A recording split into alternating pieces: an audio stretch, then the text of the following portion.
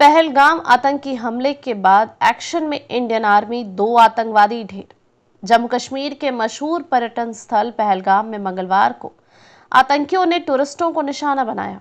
Police सूत्रों ने बताया कि इस हमले में 28 मौतें हुई हैं, जिनमें ज्यादातर टूरिस्ट हैं। मृतकों में 2 विदेशी और 2 स्थानीय लोग भी बताए जा रहे हैं। यह 2019 के पुलवामा हमले के बाद घाटी में सबसे घातक आतंकी हमला है।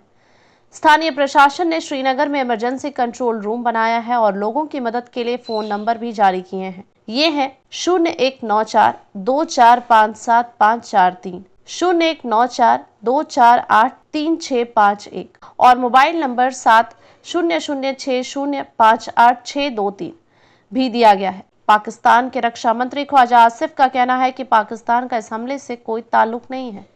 भारत के खिलाफ तथाकथित रियासतों में बगावतें हैं। नागालैंड से कश्मीर तक, छत्तीसगढ़ में, मणिपुर में दिल्ली की हुकूमत के खिलाफ बगावत है। हिंदुत्व वाली हुकूमत अल्पसंख्यकों को प्रताड़ित और कत्लेआम कर रही है, तभी ये घटनाएं हो रही हैं। हम किसी भी सूरत में आतंकवाद को समर्थन नहीं करते हैं। बेगुनाह लोग कहीं भी इस किस्म की स्थानीय जंगों में निशाना नहीं बनना चाहिए। कहीं पर फौज और पुलिस जुल्म ढा रही है तो लोकल लोगों में नाराजगी है। ऐसे में पाकिस्तान पर इल्जाम लगाना ठीक नहीं है। हमारे पास कई सबूत हैं, इसका लंबा इतिहास है।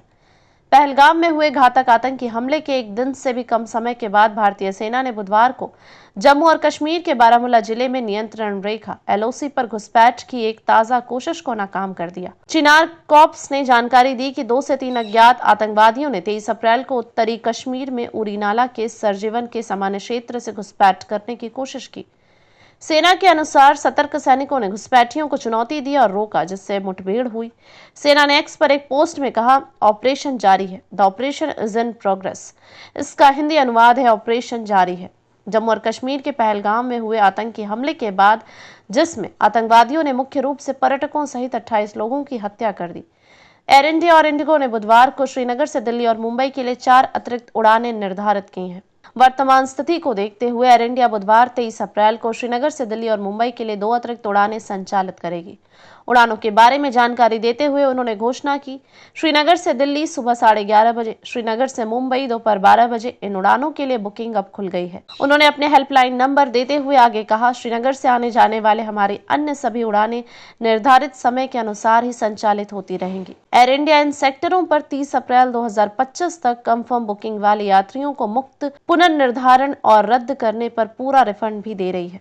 न्यूज एजेंसी PTI के अनुसार इंडिगो ने भी हमले के एक दिन बाद श्रीनगर को दिल्ली और मुंबई से जोड़ने वाली 2 अतिरिक्त उड़ानें संचालित करने के अपने फैसले की पुष्टि की। उन्होंने श्रीनगर के लिए उड़ानों के पुनर्निर्धारण, रद्दीकरण के लिए छूट के विस्तार की भी घोषणा की। उन्होंने एक्स पर एक पोस्ट में कहा, श्रीनगर में वर्तमान स्थिति को देखते हुए हमने पुनर्निर्धारण, रद्दीकरण पर छूट बढ़ा दी है। एयर इंडिया वर्तमान में दिल्ली और मुंबई को श्रीनगर से जोड़ने वाली 5 दैनिक उड़ानें संचालित करती है। एयरलाइन इन मार्गों पर 30 अप्रैल तक कंफर्म बुकिंग पर मुफ्त पुनर्निर्धारण और रद्दीकरण के लिए पूरा रिफंड प्रदान कर रही है। शुभम द्विवेदी, जिनकी हाल ही में शादी हुई थी और जो अपनी पत्नी के साथ छोटी छुट्टी के लिए कश्मीर गए थे, हमले में मारे गए नागरिकों में से एक थे। शुभम का विवाह 12 फरवरी 2025 को हुआ था, जो सिर्फ 2 महीने पहले था। दुख की बात है कि उनकी यात्रा एक बुरे सपने में बदल गई। उनके चचेरे भाई सौरभ द्विवेदी ने आरोप लगाया कि आतंकवादियों ने व्यक्तियों के नाम पूछने के बाद गोलीबारी शुरू कर दी और उन्हें सिर में गोली मार दी गई। उन्होंने कहा, शुभम भैया की शादी इसी साल 12 फरवरी को हुई थी। वह अपनी पत्नी के साथ पहलगाम में थे। मेरी भाभी ने मेरे चाचा को फोन किया और उन्हें बताया कि शुभम को सिर में गोली लगी है। ये भी कहा जा रहा है कि नाम पूछने के बाद फायरिंग शुरू की। हमें जानकारी मिली है कि सभी प्रक्रियाओं को पूरा करने के बाद 2 से 3 दिनों के बाद शव को सौंपा जाएगा।